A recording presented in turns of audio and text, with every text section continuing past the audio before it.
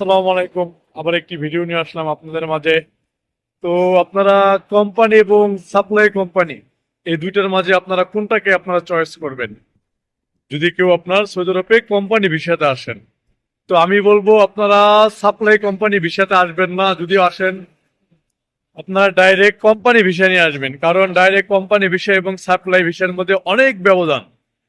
আপনার হলো সাপ্লাই যে কোম্পানি ভিসাগুলো, এগুলো হলো আপনাদের এই দেশে আইনা বিভিন্ন বড় বড় আপনার যে কর্মসংস্থানের যে জায়গাগুলোতে আছে বা বিভিন্ন যে প্রজেক্ট গুলো আছে, আপনাদের সাপ্লাই কোম্পানি কি করে ওইখানে এসে আপনাদের করায়, কাজ করাইবো আপনার, অর্থাৎ এটা লুকাও। এবং এখানে অনেকগুলা সমস্যা আছে আপনার। এই যে আপনার সাপ্লাই যে কোম্পানি, আপনি অনেক সময় আকামা ঠিক মতন পাইবেন না, অনেক সময় আপনি বেতন ঠিক মতন পাইবেন না। আপনাকে এক কাজ জানেন আপনারা আরেক কাজে দিব, এবং যে সময় যেটা পায় আপনাদের ওই সময় ওই কাজে ঢুকবে। এখানে আপনার মেন ব্যাপার হচ্ছে যে আপনার বিষয়গুলো, আপনার এখানে কোনো নাই, আপনাদের তারা এক জায়গা থেকে এক একটা কোম্পানিতে আপনার তাদেরকে বিক্রি করবো, আপনাদের যারা আপনার সাপ্লাই কোম্পানিতে আসবেন।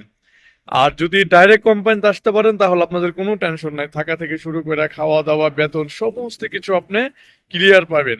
তো এই জন্য আমি বলবো আপনার সাপ্লাই কোম্পানি না, ডাইরেক্ট কোম্পানিতে আসবেন, একদম সরাসরি কোম্পানিতে আসবেন।